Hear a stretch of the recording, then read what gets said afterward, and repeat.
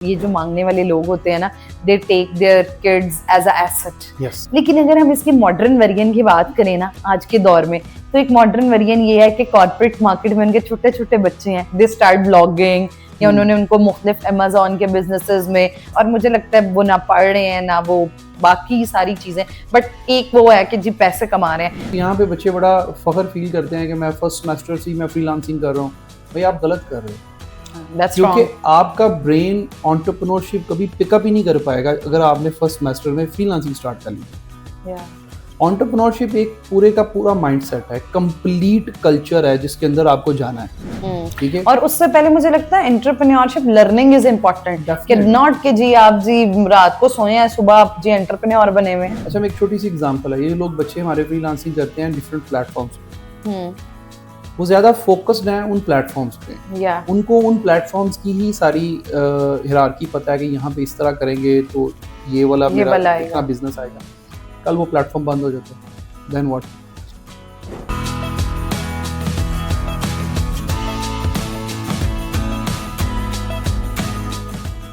अस्सलामुअलैकुम, welcome to doctor Isa podcast. It's me doctor Warda Sikandar, your host. आज हमारे साथ मौजूद है एक बड़ी जबरदस्त पर्सनालिटी जिनका नाम मिस्टर इमरान है। A very diverse personality. अगर इनकी पर्सनालिटी में इनकी कुछ डायनामिक चीजों को देखा जाए तो कॉर्पोरेट मार्केट में इनका बड़ा नाम है, और उसके साथ साथ इन बहुत सारी कंपनीज के सीईओज हैं, स्टार्टअप बहुत सारी चीजों का किया, और इनका ताल्लुक एक बड़ी डिफरेंट फील्ड से था, और किस तरह इन्होंने अपने बिजनेस में इतना मॉडिफाई किया उसे। तो इनकी बड़ी एक्साइटिंग सी स्टोरी आज इनसे जानेंगे। सो वेलकम करते हैं अपने गेस्ट को। Welcome to the show. कैसे हैं आप? Thank you very much ma'am. अच्छा, सबसे पहले तो आपसे थोड़ा सा जानना चाहेंगे कि you belong to very different field. अभी आपसे थोड़ी देर पहले मेरी गपशप हो रही थी, तो आप बता रहे थे कि आपका तो मैस मीडिया से ताल्लुक था और बड़े बड़े चैनल्स के साथ, तो कैसे वहां से आपकी एकदम जो है वो लाइफ स्विच हुई? A very good businessman and owner of a lot of companies. सबसे पहले तो मैं अल्लाह का शुक्र है, क्योंकि मैंने कभी प्लान ही नहीं किया। अच्छा। I never planned anything. मैं मीडिया में था, मीडिया में डिफरेंट चैनल के साथ काम कर रहा था, तो मुझे हमेशा से लगता था कि मैं यहाँ पे मिसफिट हूँ। क्योंकि वो जो कल्चर है डिफरेंट चैनल्स में या डिफरेंट मीडिया हाउसेस के अंदर, वो कल्चर टोटली डिफरेंट है, और शायद मुझे वो सूट नहीं कर रहा था, या मे बी मुझे ये भी लगता है कि मैं शायद इतना कैपेबल भी नहीं था कि वहाँ पे सर्वाइव कर सकता। अच्छा। क्योंकि वहाँ पे एक डिफरेंट काइंड ऑफ आपको कैपेबिलिटीज चाहिए, डिफरेंट स्किल सेट चाहिए वहाँ पे सर्वाइव करने का। एक तो स्किल सेट है वहाँ पे काम करने का, एक स्किल सेट चाहिए वहाँ सर्वाइव करने का। तो इसलिए फिर मैंने ना 2011-2012 के अंदर ये डिसाइड किया था कि मुझे कुछ और एक्सप्लोर करना चाहिए। तो लकीली फिर मेरे दोस्त हैं, उनकी एक सॉफ्टवेयर कंपनी थी, वहाँ पे वो एक प्रोजेक्ट उन्होंने लॉन्च किया था जॉब्स के रिलेटेड, जॉब्स कैपिटल के नाम से। तो उस प्रोजेक्ट में उन्होंने मुझे एज अ मार्केटिंग के लिए रखा कि यार आप इस प्रोजेक्ट को रन करें। बट फिर वो वहाँ पे उस कंपनी के अंदर जब मैं बैठना शुरू हुआ, देन मुझे लगा कि तो अच्छा बिजनेस है, this is very good business, और मेरा उसकी तरफ एक रुझान बनता गया। आहिस्ता आहिस्ता फिर मैंने वो सीखना शुरू कर दिया, फिर प्रोग्रामिंग सीखी, एंड चलते चलते फिर ये सफ़र जो है ये अब 13-14 ईयर्स हो गए। अच्छा, और आप जो हैं you are see of different companies और डिफरेंट स्टार्टअप्स। अच्छा, व्हाट इज द थिंग जहां आपने सोचा कि नो मैं इसलिए नहीं बनाऊं और मुझे अपनी फील्ड को स्विच करना है, जॉब को छोड़ना और अपना बिजनेस स्टार्ट करना है? एक दिन मैंने अपने वालिद साहब से बात की, मैंने कहा मुझे ना तो मेरे वालिद साहब को वो फील्ड पसंद नहीं थी। अच्छा। वो कह रहे सी मतलब पंजाबी में कहते सी कि तू की कर रहे हैं, किहड़ा को काम है। तो हम थोड़े हाँ, उंज भी समझा जाता है ना, टीवी अगे बैठ गए मेरा बोलन दा ही काम है। हुन लोकी भी यही सोच रहे होंगे ना यार ते बस बोल रहे ने। हाँ, हमारा टीवी के पीछे वाला काम था। और रिसर्च, क्रिएटिव रिसर्च वगैरह, और क्रिएटिव डिपार्टमेंट में थे हम लोग। फिर कुछ और मीडिया हाउसेज हैं जो उनके साथ भी काम किया, जिसमें ये मार्केटिंग साइड पे मैं ज़्यादा था। अच्छा। तो उनको पसंद नहीं था। तो उन्होंने कहा एक ना को आंदा टाइम है ना को जानदा टाइम है, तू की कर रहे हैं। मतलब उनको कभी भी ये कोई अच्छा वाइट कॉलर काम नहीं लगा। तो एक दिन मैंने उनसे कहा, मैं सोच रहा हूँ कि मैं ये छोड़ के ना तो कुछ नया सीख लूँ। तो ये वर्ड सुन के ना उनको थोड़ा सा अजीब लगा, सीखने में तो फिर सालों लग जाएंगे। तो मैंने कहा नहीं, 1-1.5 साल में मैं सीख जाऊंगा। तो उनका जो वो पुश था ना वो बहुत मेरे लिए है। उन्होंने कहा हाँ कोई गल नहीं, तू सीख। तू जो बेहतर तेन लगदा वो कर। तो वो जो मेरे वाला साहब की सपोर्ट थी बहुत ज़बरदस्त थी, और उसने मुझे बड़ा इंकरेज किया, और मैं एक अच्छी सैलरी से स्विच कर गया, बिल्कुल ही डबल फिगर सैलरी के अंदर, ट्रिपल फिगर, मतलब बिल्कुल ही छोटी सैलरी पैकेज में आ गया। तो वहाँ फिर मुझे लगा कि अब तो मैंने किश्तियाँ जला दी हैं, अब तो मुझे बहुत मेहनत करनी है, और वो मैंने फिर की। और आई थिंक वो मोमेंट जो मेरे स्पेन वन मोर थिंग, मेरी वाइफ, क्योंकि मैं मैरिड था एट दैट टाइम जब मैंने स्विच किया, तो मैंने अपनी वाइफ से भी बात की, मैंने कहा ये मैं, तो उन्होंने कहा अच्छा, अब थोड़ा डर तो लगता है कि आपकी एक अच्छी ऐसी आमदन है, इनकम आ रही है, आप एकदम अपनी पूरी की पूरी फील्ड 360 डिग्री स्विच कर रहे हैं, तो क्या होगा क्या नहीं होगा। तो लेकिन मेरी वाइफ ने कहा कि नहीं आप करो। मैंने कहा मुझे मैक्सिमम टाइम चाहिए अपने लिए, 18 घंटे 16 घंटे मुझे काम करना है, सीखना है, पढ़ना है, सब इकट्ठा ही करना है, पैरेलली चलना है। तो उन्होंने कहा ठीक है, बाकी काम मैं संभाल लूँगी, आप करो। तो वो जो मुझे 2 लोगों की सपोर्ट, वाला एक साहब की फादर भी की और और एक बेगम वाइफ की, तो बेगम मतलब हम ये कह सकते हैं कि मर्द के पीछे भी, एक सक्सेस के पीछे एक औरत का बड़ा रोल होता है, और जैसे आपकी जिंदगी में भी योर वाइफ, उनका बड़ा अच्छा एक बिग रोल था। सपोर्ट बड़ी मैटर करती है, और मुझे लगता है कि आपको रिस्क लेने में बड़ी आसानी हो जाती है जब आपका सपोर्ट सिस्टम अच्छा हो। अच्छा, हम ना अब आपसे मैं बड़ा डिफरेंट क्वेश्चन करने जा रही हूँ। हम हमेशा ना बात करते हैं कि ये जो मांगने वाले लोग होते हैं ना, they take their kids as a asset, वो ऑब्वियसली मांगते हैं। लेकिन अगर हम इसकी मॉडर्न वेरिएंट की बात करें ना आज के दौर में, तो एक मॉडर्न वेरिएंट ये है कि कॉर्पोरेट मार्केट में उनके छोटे छोटे बच्चे हैं, दे स्टार्ट ब्लॉगिंग, या उन्होंने उनको मुख्तलिफ अमेज़न के बिजनेसेस में, मुझे एक बच्चा मिला, उसकी उम्र सिर्फ 11 साल थी, और वो लाइक शॉपिफाई और इन सारी चीजों पे काम करता है। और भी मार्केट में बहुत सारे कि लाइक जिन पेरेंट्स ने बच्चों को स्किल्स में डाला हुआ है और दे आर डूइंग बिजनेस, और मुझे लगता है वो ना पढ़ रहे हैं ना वो बाकी सारी चीजें, बट एक वो है कि जी पैसे कमा रहे हैं। तो व्हाट यू थिंक, ये इसके बारे में आपका क्या ख्याल है? मेरी बड़ी डिफरेंट अप्रोच है इसमें। मुझे लगता है कि बच्चे का बचपन कभी आपको उससे छीनना नहीं चाहिए। बिल्कुल। बच्चे को अपनी एज के हिसाब से ग्रो करना चाहिए। अगर बच्चा 7-8 साल का है, वो बच्चा है, बिल्कुल बच्चा है, उससे व्लॉगिंग स्टार्ट करवा देंगे, और साथ में ये भी कहते रहेंगे हमारा बच्चा व्लॉगिंग से इतने पैसे कमाता है। वो बच्चे को एक चीज़ समझ में आएगी कि वालिदैन उसको ये तरबियत कर रहे हैं कि भाई everything is for money. Yes, बस आप छोटे होते से you will play the money games. वो बच्चा जो है ना, वो मनी गेम्स के अंदर फिर चला जाएगा, और आगे जैसे जैसे बड़ा होता जाएगा वो इन्हीं चीज़ों को वैल्यू देगा। ठीक है, तो अगर बच्चे को उसके बचपने के साथ साथ बड़ा होने दिया जाए, 10-12 साल 15 साल, तो मेरा मानना यह है कि 18 साल तक बच्चे को बिल्कुल भी किसी इस तरह की एक्टिविटी में नहीं डालना चाहिए, उसको बिल्कुल ओपन छोड़ना चाहिए। वो यूनिवर्सिटी जाए, यूनिवर्सिटी लाइफ एंजॉय करे, यूनिवर्सिटी की एक्सपीरियंस है। ठीक है, अगर यहाँ पे बच्चे बड़ा फख्र फील करते हैं कि मैं फर्स्ट सेमेस्टर से ही मैं फ्रीलांसिंग कर रहा हूँ, भाई आप गलत कर रहे हो। क्योंकि आपका ब्रेन एंटरप्रेन्योरशिप कभी पिकअप ही नहीं कर पाएगा अगर आपने फर्स्ट सेमेस्टर में फ्रीलांसिंग स्टार्ट कर ली तो। एंटरप्रेन्योरशिप एक पूरे का पूरा माइंडसेट है, कंप्लीट कल्चर है जिसके अंदर आपको जाना है। ठीक है, और उससे पहले मुझे लगता है एंटरप्रेन्योरशिप लर्निंग इज इम्पोर्टेंट, कि नॉट कि जी आप जी रात को सोए हैं, सुबह आप जी एंटरप्रेन्योर बने हुए हैं। एक प्रॉब्लम सॉल्विंग स्किल होती है, वो आपको लेके जाती है आगे। स्टार्टअप्स उसी से बनते हैं, एंटरप्रेन्योर उसी से निकलते हैं। वो जो प्रॉब्लम सॉल्विंग स्किल है, अगर आप फ्रीलांसर हैं, you are taking instructions from someone, वो आपको बता रहा है कि आपने ये करना है, आपने वो करना है। तो जो अगर आपने फर्स्ट सेमेस्टर से ही वो शुरू कर लिया है, तो आई थिंक आप एक सर्टन लिमिट तक जाएंगे, उसके ऊपर आपकी ब्रेक लग जाएगी, एंड देन आपके पास टाइम नहीं होगा नई कुछ सीखने को। क्योंकि जब आप 4-5 साल ये फ्रीलांसिंग कर लेंगे, देन व्हाट। अच्छा, मैं एक छोटी सी एग्जांपल है, ये लोग बच्चे हमारे फ्रीलांसिंग करते हैं डिफरेंट प्लेटफॉर्म्स पे, वो ज्यादा फोकस्ड हैं उन प्लेटफॉर्म्स पे। उनको उन प्लेटफॉर्म्स की ही सारी हिरार्की पता है कि यहाँ पे इस तरह करेंगे तो ये वाला मेरा इतना बिजनेस आएगा। कल वो प्लेटफॉर्म बंद हो जाता है, देन व्हाट। वो बच्चे के पास, और बच्चे ने ना पढ़ा है ना, बच्चे को पास और कोई गट्स है, ओनली बस स्पेसिफिक स्किल जो उसने सीखी है। तो मुझे लगता है इसमें पेरेंट्स का बड़ा फॉल्ट है, उन्हें बचपन में वो बच्चों को पढ़ाना चाहिए, that is important. I think बच्चों को, मेरा पर्सनल जो ओपिनियन है, लोग इससे डिफर कर सकते हैं, वो ये है कि बच्चों को पढ़ाने से ज़्यादा एक्सपोजर देना चाहिए। देखिए पढ़ तो बच्चा रहा है, स्कूल भी जा रहा है, बाकी चीज़ें भी देख रहा है, वो मार्क्स भी ले रहा है। I think I was very average student, बहुत ही एवरेज था मैं। मुझे याद भी नहीं मेरे मैट्रिक में क्या नंबर्स थे, इंटर में टाट वाले स्कूल में। आई थिंक मैट्रिक करता है आपका एक्सपोजर, लेकिन इस पे भी अगेन क्रेडिट पेरेंट्स का ही होता है। अब बच्चा तो बच्चा होता है, उसको क्या पता होता है क्या करना है। तो पेरेंट्स जो हैं वो आपको डिफरेंट चीज़ों का एक्सपोजर देते हैं, ट्रैवल करवाते हैं, आपको डिफरेंट लोगों से मिलवाते हैं। तो जब आप ज़्यादा लोगों से मिलते हैं, उनकी स्टोरी सुनते हैं, तो आपका एक्सपोजर बढ़ता है। अच्छा ये भी होता है लाइफ में, अच्छा ऐसे भी हो सकता है।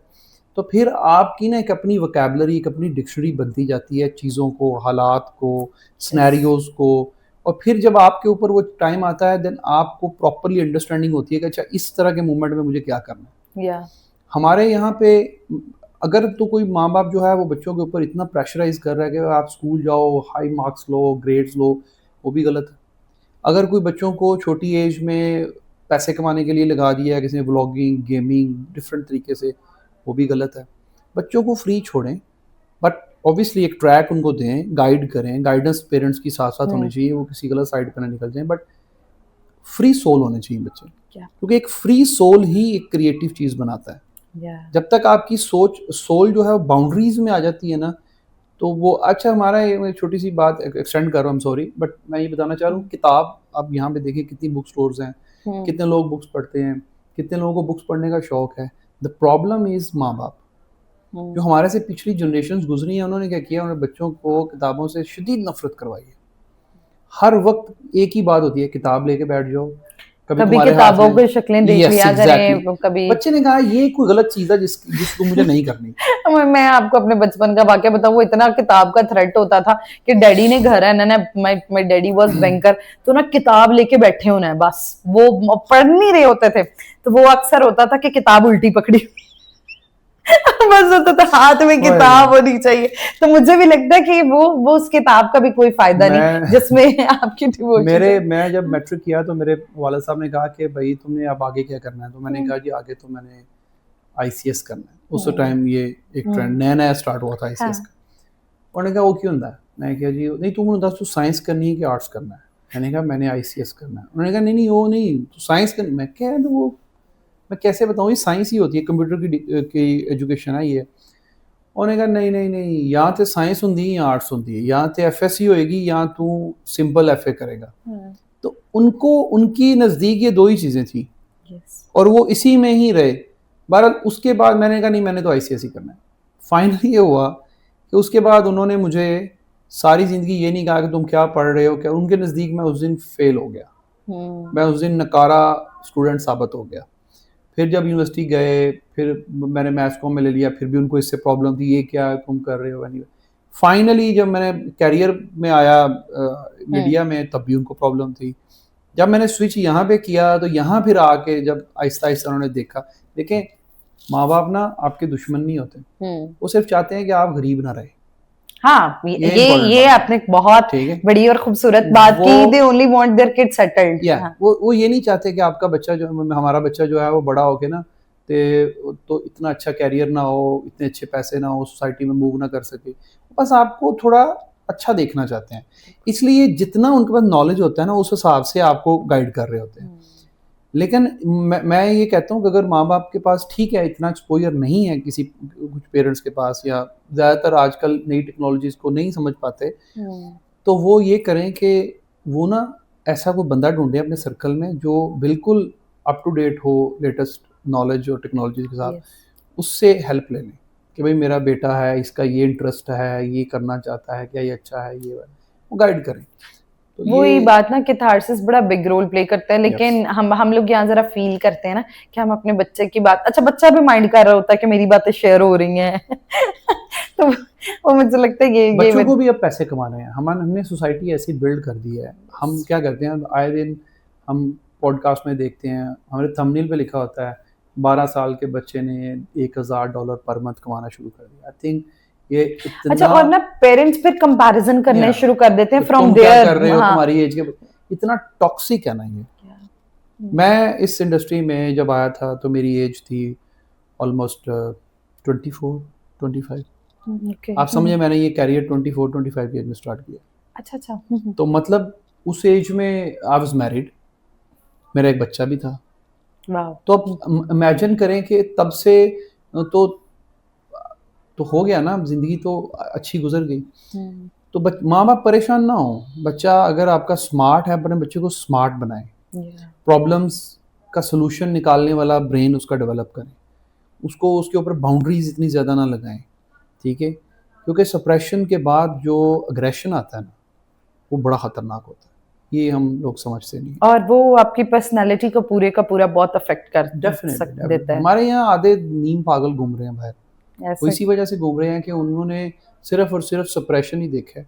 कोई भी नई चीज़ आप कर लेना, पीपल डोंट एक्सेप्ट पाकिस्तान में। अगर मुझे लगता है नई चीजें करनी चाहिए, there is a certain time जब तक एक्सेप्ट नहीं करते, but when they came into the market ना, तो वो द पीपल सेड वाओ, काश हमने भी तब ये कर लिया होता। जब वो पैसे देने शुरू कर, हाँ, जब पैसे आते हैं ना, तो माँ बाप भी नहीं पूछता बेटा क्या कर रहे हो तुम। ये start accepting, that's a big reality. Accepting, हाँ यार ठीक है। डॉक्टर एंड इंजीनियर का एक कल्चर था कि डॉक्टर बनाए जी बेटे को। क्यों बनाए? क्योंकि वो एक क्योंकि वो बहुत पैसे कमाते थे। आज क्यों नहीं कहते डॉक्टर बनाए? एक सर्टेन क्लास आज भी कहती है डॉक्टर, बट ज्यादातर लोग कहते हैं इंजीनियर बनो, कंप्यूटर में चले जाओ, उसमें बड़ा पैसा, आईटी में पैसा है। तो ये देखें, हमने कभी किसी शोबे को, किसी डिपार्टमेंट को उसकी ह्यूमैनिटी पे क्या इफेक्ट है इस वजह से चूज नहीं किया। पैसे कितने हैं वो चूज करते हैं। और ये मैं अच्छा, कोई ये ना समझ ले कि मैं ये बात इसलिए कर रहा हूँ कि ये दिस इज ट्रू, ये रियलिटी है और ऐसे होना चाहिए। ऐसे नहीं होना चाहिए, मैं इसके अगेंस्ट बात कर रहा हूँ एक्चुअली। तो इम्पैक्ट क्या है? इम्पैक्ट बड़ा इंपॉर्टेंट है।